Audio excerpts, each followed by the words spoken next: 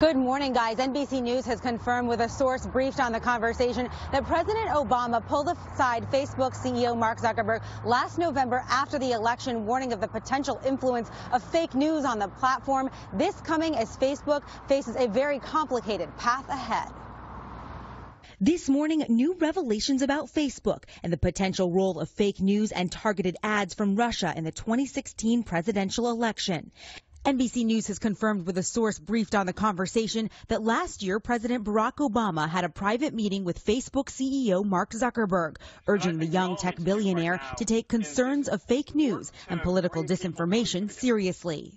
The content of this meeting was first reported by the Washington Post and included a warning by the president that these issues would only get worse in the next presidential race. Just 9 days earlier, Zuckerberg seemed to publicly dismiss the impact of fake news. The idea that fake news on Facebook influenced the election in any way, I think, is a pretty crazy idea. Nearly a year later, we are actively working with the U.S. government on its ongoing investigations into Russian interference. Facebook is now handing over at least 3,000 ads to congressional investigators and says it will hire 250 staffers to help scrutinize advertisers that reach Facebook's 2 billion users.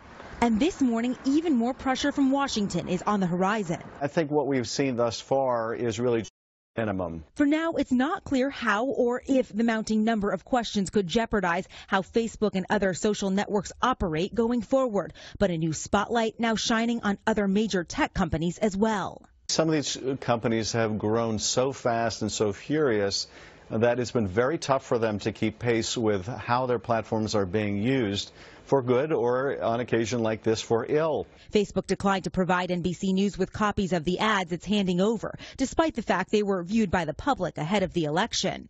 Facebook's ad business is massive, making $9.2 billion in the last 3 months. And 68% of users say they get news on the platform from articles that are sometimes really ads.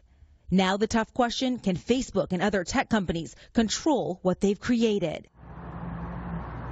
The House Intelligence Committee is also telling me this morning they expect there could be far more than just 3,000 ads purchased on Facebook in the lead up to the election that were linked to Russia. Meanwhile, Facebook continues its internal investigation, and Facebook is also committed to handing over any more ads it finds to Congress. Guys.